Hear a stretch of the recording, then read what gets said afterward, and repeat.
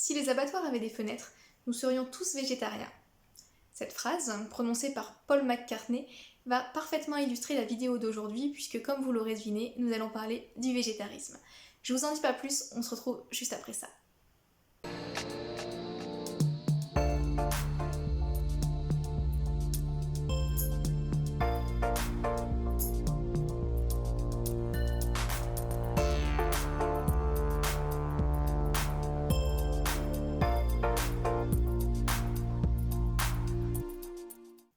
Bonjour à tous, j'espère que vous allez bien. Je suis ravie de vous retrouver aujourd'hui pour cette nouvelle vidéo de notre série consacrée à l'alimentation végétale. Et comme je vous l'ai dit en introduction, aujourd'hui nous allons parler du végétarisme. Alors, petit changement par rapport à ce que j'ai pu vous annoncer la semaine dernière. Contrairement à ce que j'avais prévu en termes de déroulé de vidéo, nous allons exclusivement aujourd'hui parler donc du végétarisme sous l'angle de ses causes, c'est-à-dire qu'est-ce qui justifie aujourd'hui que certaines personnes refusent de manger de la viande, quels sont les fondements de ce mouvement. J'avais initialement prévu de vous parler de beaucoup plus de choses dans cette vidéo, simplement en fait j'ai fait un premier tournage et je me suis rendu compte que c'était beaucoup trop long. Donc j'ai décidé de couper en deux finalement les choses dont je voulais vous parler pour qu'aujourd'hui nous ne parlions que des causes de ce régime et pour que la semaine dernière je vous fasse une vidéo qui sera beaucoup plus courte, beaucoup plus synthétique qui portera en tous les cas sur toutes les astuces que l'on peut mettre en place pour réussir sa transition vers un régime végétarien. Elle s'adressera donc autant aux personnes qui veulent devenir végétariens qu'à l'entourage de ces personnes-là et ça vous permettra finalement d'avoir cette transition de façon un peu plus sereine. Voilà pour ça, je vous en dis pas plus, je vous propose immédiatement que l'on parle du déroulé de cette vidéo qui donc se fera en 3 temps. Dans une première partie, je vous parlerai des causes relatives au bien-être animal dans toute sa globalité, donc ça sera une partie un peu plus conséquente que les autres, je vous le dis d'avance puisque c'est vraiment quelque chose sur lequel j'ai envie d'insister. Dans la deuxième partie, nous parlerons de toutes les causes environnementales, c'est-à-dire les raisons pour lesquelles on considère qu'il est mieux de ne pas manger de viande pour les conséquences que ça peut avoir sur l'environnement, sur le climat. Et puis dans un dernier temps, de façon beaucoup plus succincte, j'aborderai la question tout simplement de la santé. Pourquoi certaines personnes choisissent tout simplement de devenir végétariens par rapport à leur santé et qu'est-ce que ça peut apporter. Voilà pour ça, donc je vous retrouve tout de suite pour la première cause du régime végétarien. Première cause du régime végétarien, c'est bien évidemment la question du bien-être animal. C'est une question qui, comme vous l'imaginez, est extrêmement large, que je vais essayer justement de balayer un maximum dans cette vidéo. Bien évidemment, je ne serai pas exhaustive, mais je vais faire de mon mieux pour qu'on en parle de façon approfondie. Premier point qui concerne le bien-être animal, c'est bien évidemment ses conditions de vie, ses conditions d'élevage. Alors, avant de rentrer plus en détail sur ce sujet, je pense qu'il est important qu'on pose un petit peu le cadre finalement de ce débat, de ces explications. En effet, on le sait aujourd'hui, la demande de viande d'un point de vue mondial a tendance à augmenter. Pourquoi ? Tout simplement parce que les pays qu'on considérait jusqu'à présent comme sous-développés et qui sont véritablement en train de se développer, voient leur demande en viande augmenter parce que, bien tout simplement, il y a une occidentalisation des modes de vie, puis c'est aussi un facteur de réussite, il y a aussi une augmentation du niveau de vie, bref, un certain nombre de facteurs qui font qu'aujourd'hui, on a globalement une demande mondiale de viande qui a tendance à augmenter. Or, vous voyez tout de suite venir la question qui est de savoir comment finalement alimenter un marché qui est en pleine croissance, comment faire pour avoir suffisamment d'offres pour répondre à la demande. Et vous l'aurez compris, dès lors qu'on va se poser les questions d'un point de vue marchand, donc on va parler de marché, d'offres et de demande, on va avoir un changement, puisque là où certaines personnes voient un animal, les personnes les acteurs de ce marché, je vais y arriver, vont voir une marchandise. Dès lors, on va raisonner en logique de marché, avec des questions de productivité et de rentabilité. Forcément, dans ce cadre-là, vu qu'on change un petit peu de paradigme, on va avoir des conséquences qui vont être finalement très négatives sur les animaux, et c'est ce dont on va parler aujourd'hui avec les conditions d'élevage. Pour commencer, je vais vous donner un chiffre. Alors, je vous précise d'ailleurs, j'en profite, comme je vais vous donner un chiffre pour vous le dire, cette vidéo, contrairement à ce que je peux faire habituellement, va contenir beaucoup plus de chiffres et beaucoup plus d'indications. Tout simplement parce que je voulais vous donner un maximum de faits qui soient étayés par des études, qui soient étayés par des sources fiables. Et je pense que c'est important d'avoir certains chiffres en tête quand on parle de végétarisme parce que ce sont des chiffres qui font froid dans le dos quand même, et voilà, je voulais qu'on en parle.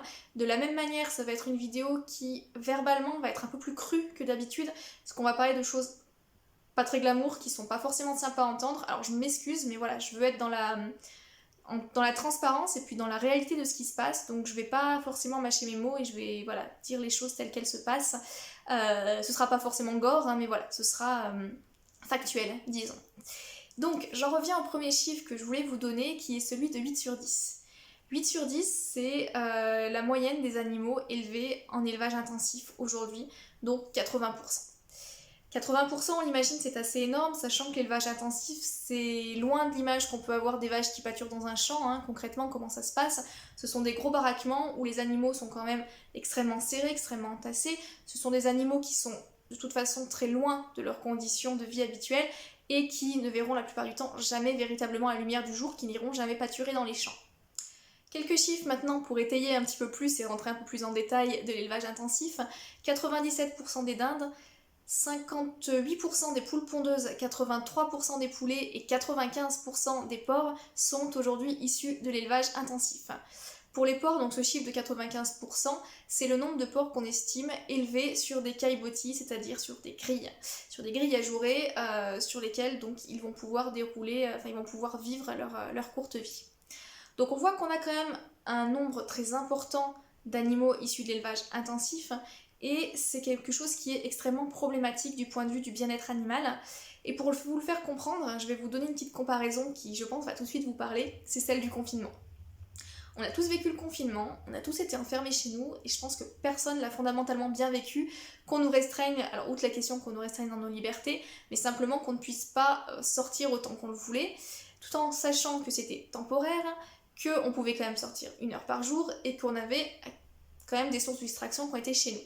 Pour les animaux, si on fait le parallèle, ce sont des animaux finalement qui vont avoir ces conditions-là toute leur vie, qui eux ne pourront pour la plupart pas sortir 1 heure par jour et qui seront drastiquement dans des conditions beaucoup moins favorables d'un point de vue de l'hygiène, d'un point de vue on va dire de l'espace personnel, puisque en élevage intensif, pour vous donner un ordre d'idée, on estime qu'une poule a moins d'une feuille A4 d'espace personnel.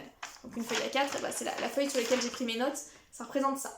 Voilà, l'espace d'une poule pour toute sa vie. C'est quand même pas forcément des conditions qui sont terribles, et quand on est un minimum attentif au bien-être animal, forcément ça ne peut que nous interroger, que nous faire tiquer, parce que ce sont véritablement des conditions qui sont extrêmement dures et qui ne correspondent pas du tout à la vie naturelle, à l'univers naturel de ces animaux-là, ce qui est fondamentalement problématique.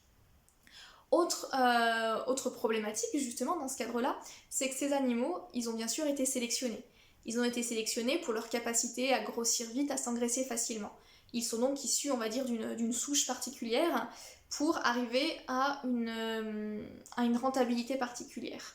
La problématique, c'est que tous les animaux qui vont être issus de ces souches, s'ils ne peuvent pas atteindre le but pour lequel on veut les utiliser, je dis bien utiliser, hein, j'emploie mes termes à dessein, donc ces animaux, qu'est-ce qui va leur arriver? Eh bien, ils vont être exclus du circuit. Quand je dis exclus du circuit, j'entends que la plupart, ils vont tout simplement être tués, tout simplement, voire même détruits, si on veut utiliser les termes exacts. Un exemple pour qu'on se rende compte, ça va être l'exemple des poules pondeuses. On le sait aujourd'hui, donc les poules pondeuses, elles sont sélectionnées pour leur capacité à effectivement pondre de manière importante. Mais il y a un moment donné où, quand elles sont âgées, elles pondent moins, donc on va les remplacer par de nouveaux poussins, par de nouvelles jeunes poules, précisément. Or, on le sait, les poules pondent, ce qui n'est pas le cas des coqs. Simplement, quand on a une coquille, quand on a un petit poussin qui sort, naturellement, on va avoir des poussins mâles et des poussins femelles. Et donc, dès lors que les poussins mâles ne pourront jamais pondre d'œufs, eh bien, les industriels vont avoir tendance à s'en débarrasser. Et pour les personnes qui ne seraient pas au courant, je m'excuse, mais il faut quand même que je vous le dise, la façon la plus facile qu'on a de se débarrasser de petits poussins, c'est tout simplement de les jeter vivants dans des broyeuses. Voilà pour ce fait-là. Alors c'est un exemple parmi tant d'autres, on pourrait en citer d'autres, mais celui-là je pense est relativement parlant. J'espère dans une certaine mesure que vous avez cette image en tête pour vraiment vous rendiez compte de la cruauté que cela peut représenter. Voilà pour cette question. Autre problématique du bien-être animal, bien évidemment, dans les élevages intensifs, c'est les mutilations. Comme je vous le disais, ce sont des animaux qui vont vivre dans des conditions drastiques, dans des conditions qui ne vont pas être propices à leur épanouissement. Donc ils vont développer des comportements agressifs. Typiquement, ils vont s'attaquer entre eux, ils vont s'automutiler, etc. Or, pour éviter cela, et donc pour éviter les risques et la baisse de rentabilité, qu'est-ce qu'on fait à ces animaux? On les empêche de se mutiler. Alors, pour le faire, on pourrait tout simplement les faire courir dans des champs, mais non, ça serait trop beau finalement et ça coûterait beaucoup trop d'argent. Non, on préfère du coup les mutiler eux-mêmes. Donc, quelques exemples, les volailles, on va leur épointer le bec, comme ça elles pourront pas se piquer. Les porcs, on va leur rogner les dents, on va leur couper la queue. Bref, on va avoir un certain nombre d'actions qui vont être... on va tout simplement mutiler ces animaux pour qu'ils ne le fassent pas eux-mêmes, pour qu'ils ne se blessent pas. Donc on se rend bien compte que spontanément un animal il va pas aller se blesser ou il va pas aller blesser les autres par plaisir. S'il le fait, c'est vraiment qu'il est pas dans de bonnes conditions. Donc plutôt que de réfléchir à la cause, c'est-à-dire aux mauvaises conditions, aux conditions qui ne sont pas naturelles, on préfère agir sur éviter les conséquences en prévenant ça, en les mutilant. Voilà, pour la question du bien-être animal, ce n'était que quelques exemples, c'est simplement pour vous montrer qu'aujourd'hui, malheureusement, il y a une grosse partie de l'élevage qui ne respecte pas les animaux, qui les fait vivre dans des conditions qui sont absolument pas dignes, qui du coup posent problème, et qui peuvent justifier, je pense pour beaucoup de végétariens, le fait de refuser de contribuer à ça en refusant de manger de la viande, tout simplement. Je suis pas en train de dire, et je vais juste terminer là-dessus par contre, que tous les éleveurs sont des salauds, loin de là, et je suis pas en train de dire que c'est le cas dans tous les élevages non plus. On a des agriculteurs en France qui font très bien leur travail, qui prennent soin de leurs animaux, qui les font pâturer, qui les font vivre dehors, et ça il faut aussi le souligner. Je suis pas en train de faire un gros clivage entre d'un côté les agriculteurs, les éleveurs, et puis de l'autre les végétariens, pas du tout. Je pense qu'il y a des personnes qui travaillent bien. Maintenant, on a une demande qui est tellement forte qu'on est obligé d'intensifier l'élevage, et c'est véritablement ça la problématique. C'est pas tant les éleveurs en tant que tels, c'est véritablement la demande qui est trop forte et donc une offre qui baisse forcément en qualité, mais derrière quand on baisse la qualité, on baisse aussi les conditions de vie des animaux et ça il faut en avoir conscience. Voilà pour ce point. Deuxième question du point de vue du bien-être animal que nous allons étudier, c'est bien évidemment la question de l'abattage. La première problématique on va dire que ça soulève et qui justifie en elle-même pour beaucoup le fait de devenir végétarien, c'est la question du fait qu'on tue un animal pour se nourrir.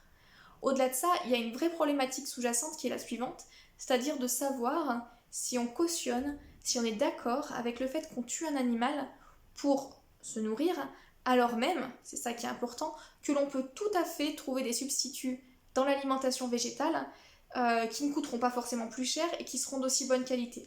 C'est-à-dire qu'aujourd'hui, est-ce qu'on est d'accord de tuer un animal alors qu'on peut être tout autant en bonne santé en mangeant autre chose, des choses qui sont facilement accessibles sur le marché? On est dans un pays occidental, un pays riche, qui, par conséquent, nous permet de nous nourrir de façon abondante et voire peut-être même de façon excessive. Alors, est-ce que vraiment on justifie? Qu'est-ce qui justifie finalement qu'on tue une autre espèce, un autre être vivant, précisément? C'est vraiment ça la question. Donc ça, on a tous une sensibilité différente. Je sais qu'il y a des personnes à qui ça posera pas de problème. Moi, personnellement, pour mon éthique, ça me gênait de me dire que j'allais contribuer à la souffrance d'un animal. Et je pense qu'il y a énormément de personnes qui sont dans ces questions-là. Et donc c'est une problématique véritablement une question en tous les cas qu'il faut qu'on se pose chacun en conscience pour pouvoir y répondre. Et peut-être juste pour vous donner un petit référentiel, parce que je trouve que c'est assez important d'en avoir conscience, c'est un chiffre que je tire de l'association L214. Donc pour ceux qui ne connaissent pas, allez voir leur site internet. C'est une asso qui bosse beaucoup sur la question du bien-être animal, qui milite beaucoup pour toutes ces questions-là. Donc la question que je vous pose maintenant, est-ce que vous avez un ordre d'idée par seconde en France, donc je pose bien les mots, par seconde en France, du nombre d'animaux qui sont abattus pour la consommation alimentaire? Je vous laisse quelques secondes pour y réfléchir, on en parle tout de suite.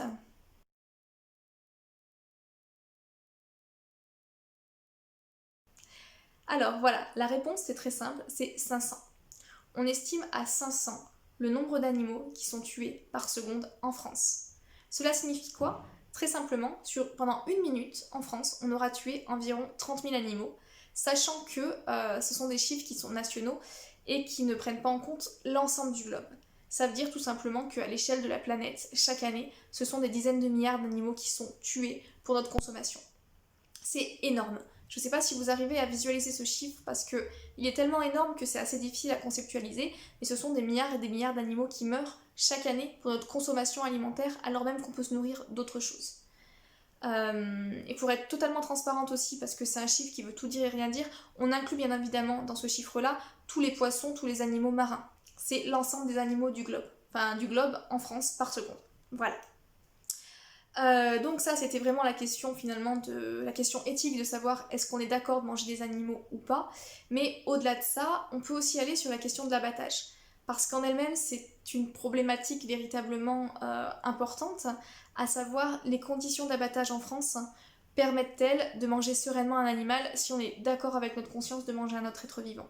Et là encore, il y a des questions qui se posent.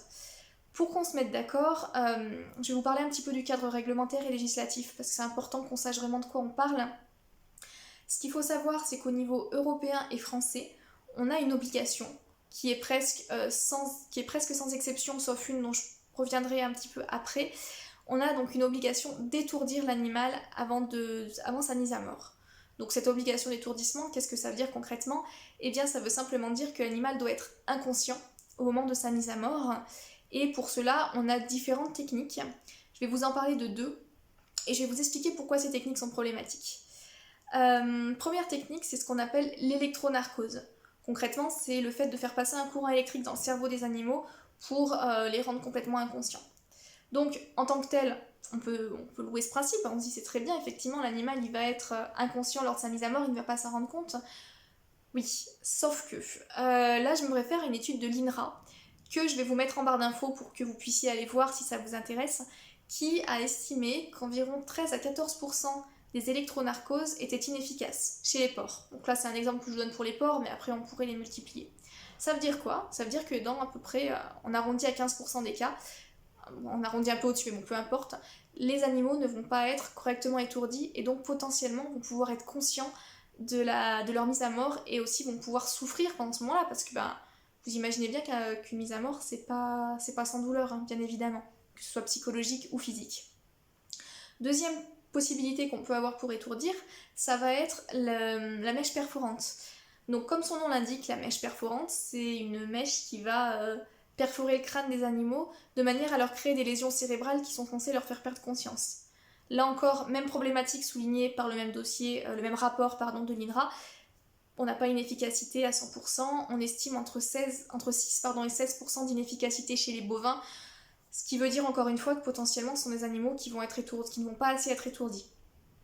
Alors, ça souligne deux points. Le premier, c'est que non seulement potentiellement ils ne seront pas étourdis, mais c'est qu'en plus, vous imaginez bien une mèche perforante qui ne rend pas inconscient, la douleur que ça représente.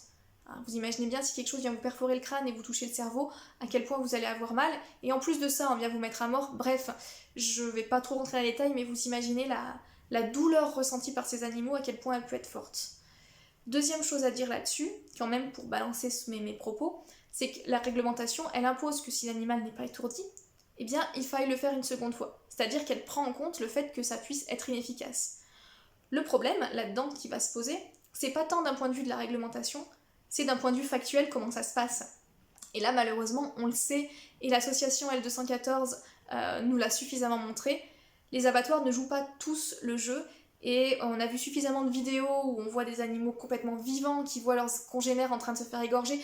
Bref, on a vu des vidéos suffisamment ignobles pour se rendre compte que non, l'abattoir c'est pas juste quelque chose qui se fait comme ça en un claquement de doigts où les animaux ne souffrent pas et où ils ne se rendent pas compte de ce qui se passe. C'est faux et ce serait faux de le dire. Alors, je suis pas en train de dire que c'est le cas dans tous les abattoirs, encore une fois je mesure mes propos, mais on le sait, il y a des endroits où il y a des vraies problématiques qui se posent. Et pour vous donner un exemple, on peut parler de l'abattoir de Sopval. Donc l'association a fait un rapport, pareil, je vous mettrai le lien en barre d'infos, sur ce qui se passait là-bas. Donc c'est un abattoir de bovins qui abattait environ, je crois, 900 bovins par jour. Or, on s'est rendu compte que là où les étourdissements ne marchaient pas forcément, on ne procédait pas forcément à un second étourdissement, de telle sorte que les animaux étaient conscients lors de leur abattage. Donc c'est-à-dire que quand ils sont suspendus, ils s'en rendent compte, ou quand ils sont égorgés, ils s'en rendent compte. Bref, c'est des conditions ignobles. Des animaux qui sont abattus dans une douleur et dans une souffrance absolument sans nom, sachant que, et rappelons-le, les animaux, quels qu'ils soient, et spécialement les gros mammifères, ils ont une certaine conscience malgré tout. Ils ont conscience de ce qui se passe, ils ressentent la douleur et ils ont des angoisses. Et je pense que toute personne qui regarde cette vidéo et qui a un animal à la maison se rend compte que oui, ça. Alors si on ne peut pas parler de sentiment ou de conscience au sens humain du terme, mais ça ressent des choses, clairement. Et donc finalement on se rend compte que au-delà de la question finalement de tuer un animal, il y a la façon dont ils sont tués. Et aujourd'hui on ne peut pas certifier que que ce qu'on mange finalement, que l'animal que l'on mange a été exempt de souffrance. Ça va même plus loin que ça, puisque je vous citais cet exemple d'abattoir qui pour moi était intéressant parce que c'est un abattoir qui fournissait des viandes labellisées. Par exemple, label rouge et bio. C'est-à-dire que même si on veut prendre une viande bio, aujourd'hui, on ne peut pas avoir la certitude de la façon dont notre animal a été, dont cet animal a été abattu. On ne peut pas savoir s'il a souffert, c'est pratiquement impossible de le savoir, et ça c'est quand même, je pense, problématique. On a quand même un vrai questionnement à se poser par rapport à ça, et si on veut être en accord avec sa conscience et que c'est quelque chose qui nous dérange, bah, il faut savoir que quand on mange quelque chose, un morceau de viande, on ne peut pas avoir une certitude à 100% que c'est un animal qui a été abattu, on va dire, sans la moindre souffrance. Et ça, c'est véritablement problématique. On a une deuxième problématique, et c'est ce dont je vous parlais juste avant, l'étourdissement est obligatoire sauf exception, et on a une exception qui est quand même importante, puisque c'est pour tous les abattages rituels, donc pour la viande halal ou la viande cachère, où là, on autorise finalement une mise à mort sans étourdissement. Alors il y a quand même quelques conditions, mais quoi qu'il en soit, on a un animal qui est totalement conscient. C'est-à-dire que il va se faire égorger, vivant, conscient de ce qui lui arrive. Et là, vraiment, j'insiste sur le... Je vous invite simplement à imaginer en fait ce que ça représente, la souffrance que ça représente, c'est absolument ignoble. Et il faut savoir qu'on a un certain nombre d'organisations qui ont dénoncé ça. Je pense notamment au Conseil de l'ordre national vétérinaire français qui le dénonce, mais il y a plein d'institutions aussi qui se posent la question. Le problème, c'est qu'aujourd'hui, malgré toutes ces critiques venant de vétérinaires, venant de professionnels de la santé animale, malgré tout cela, on n'a aucun débat, on n'a aucun questionnement politique sur ces questions, et ça, je pense que c'est particulièrement problématique. Pas de débat national, rien. On fait table rase. Alors peut-être effectivement qu'on va pas être sujet religieux, donc c'est un peu tabou et qu'on veut pas trop attiser les foules, mais enfin bon, quelque part, sans rentrer dans le débat justement de la religion et de ce que ça implique, on parle là d'êtres vivants qu'on va tuer dans une grande souffrance. Quelque part, l'idée ici, c'est qu'on puisse justement éviter cela. Donc, à défaut de trancher dans un sens ou dans l'autre, on devrait en tous les cas devoir en parler. On devrait avoir un débat sur ces questions-là qui sont véritablement importantes. Et le point vraiment que je voulais souligner en guise de conclusion sur le bien-être animal, c'est que comme je vous le disais précédemment, on peut avoir des éleveurs qui font bien leur boulot. On peut avoir des animaux qui sont élevés mais dans des conditions presque optimales finalement. Mais si derrière l'éleveur qui fait bien son boulot, il envoie son animal dans un abattoir, là où il n'a pas forcément le contrôle de ce qui se passe et que ces animaux sont abattus dans une souffrance pareille, quel est l'intérêt? Est-ce qu'aujourd'hui on peut véritablement savoir si ce qu'on mange, même si ça a été bien élevé, même si c'est bio, même si c'est label rouge, peu importe, est-ce qu'on peut véritablement savoir si on a des animaux qui ont été bien traités jusqu'au bout? Et ça, c'est une problématique qu'il faut garder en tête. Et je pense que ces questions sont d'autant plus importantes, et donc je vais conclure là-dessus, qu'aujourd'hui on a quand même tendance à nous cacher ce qu'est un steak en tant que tel. Je vais faire un petit parallèle avec les poubelles. Vous voyez bien qu'aujourd'hui, je pense que c'est quelque chose de sociétal, on n'aime pas nous montrer ce qu'on n'a pas envie de voir. Donc par exemple, quand vous jetez votre déchet à la poubelle, dans votre tête, comme dans la tête de la plupart des gens, on se dit c'est bon, ça a disparu, on l'oublie, on veut plus le voir. De telle sorte que les poubelles, vous voyez, elles sont opaques, on voit pas vraiment ce qu'il y a à l'intérieur, les éboueurs ils passent très tôt le matin, on les voit pas, les décharges on les voit pas, etc. On se rend pas compte de tout ce que ça représente derrière. On veut pas voir on veut pas voir la face cachée de nos ordures. Pour la viande c'est pareil, nos steaks, on veut pas voir ce qui se passe derrière. On fait en sorte qu'on n'imagine pas notre animal justement dans un petit baraquement serré contre les autres, on veut pas l'imaginer mutilé et on veut surtout pas l'imaginer à l'abattoir en train de se faire égorger. On veut pas. Et pourtant, c'est ce qui se passe. Et ça, il faut en avoir conscience. Qu'on continue d'en manger ou pas, peu importe, c'est quand même des choses qu'il faut savoir et auxquelles il faut réfléchir. Et bon, je sais pas pour vocation vraiment à traiter la question en long, en large et en travers, mais si c'est des questions sur lesquelles vous vous interrogez, allez lire des livres et allez voir finalement qu'on est assez nombreux à se poser ces questions-là et qu'il y a des problématiques qui vont bien au-delà de celles que j'ai soulevées ici et qui voilà, vont justifier quand même en grande partie pour beaucoup le passage au régime végétarien. Et c'est aussi un message que j'adresse à toutes les personnes qui ne comprennent pas les végétariens, à toutes les personnes qui les jugent, parce que j'ai vu beaucoup de commentaires sur des vidéos et moi-même je m'en suis pas mal pris aussi à titre personnel, je dois dire. Et là, l'idée, c'est quand même d'apporter une certaine ouverture d'esprit à ces personnes, de leur dire que non, c'est pas juste un effet de mode, c'est véritablement une sensibilité par rapport à ce qui peut se passer pour d'autres espèces vivantes, des espèces qui souffrent. C'est juste une certaine forme d'empathie qui, je pense, doit être respectée en tant que telle et qui serait intéressante, au moins, à défaut qu'elle soit généralisée à l'ensemble de la population, au moins qu'elle soit comprise. Véritablement, comprenons ce qui se passe et essayons d'y réfléchir ensemble. Voilà, c'était le message en tous les cas que je voulais porter par rapport au bien-être animal. Deuxième justification, ou plutôt deuxième cause du régime végétarien, c'est bien évidemment la question environnementale. Alors, la question environnementale, elle va toucher finalement un certain nombre de sujets. L'idée générale étant que l'élevage, la consommation de produits carnés est extrêmement nocive à l'environnement. Je vous préviens tout de suite, je vais pas énormément m'étendre sur ce sujet parce que finalement ça correspondrait presque exclusivement à vous donner des chiffres. Donc je veux pas trop non plus vous assommer. Je vous informe simplement avoir déjà écrit un article sur mon blog sur cette question, je vous y renvoie si vous voulez un petit peu approfondir. Je vais mettre le lien juste en dessous en barre d'infos.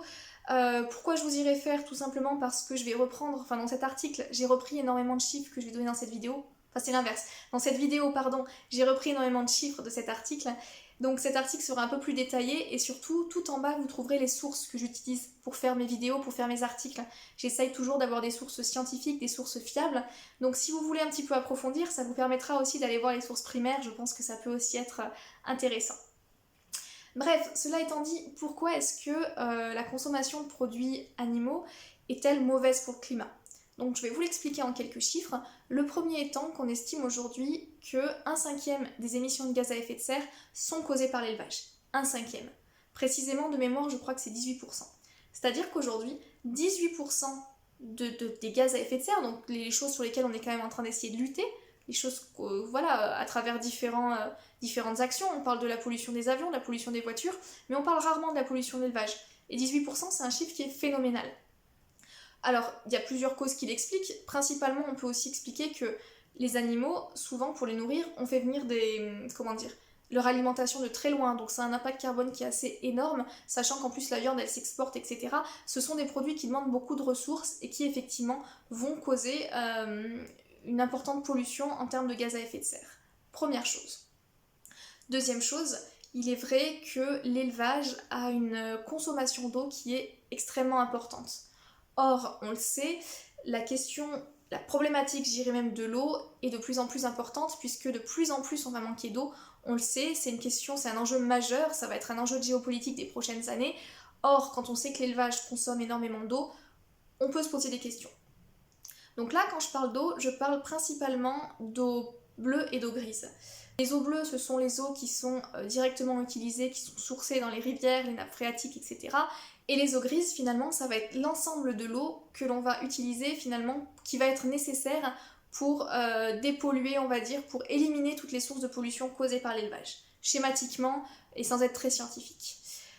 Voilà, alors pourquoi je vous dis ça? Je vais vous donner un exemple tout bête. On estime que pour 1 kg de protéines de porc, c'est-à-dire que c'est 1 kg de protéines qui est exclusivement issu du porc, il faut en moyenne 10 300 litres d'eau bleue et d'eau grise. 10 300 litres. Je vous invite à réfléchir le nombre de bouteilles d'1 litre que ça représente, c'est monstrueux.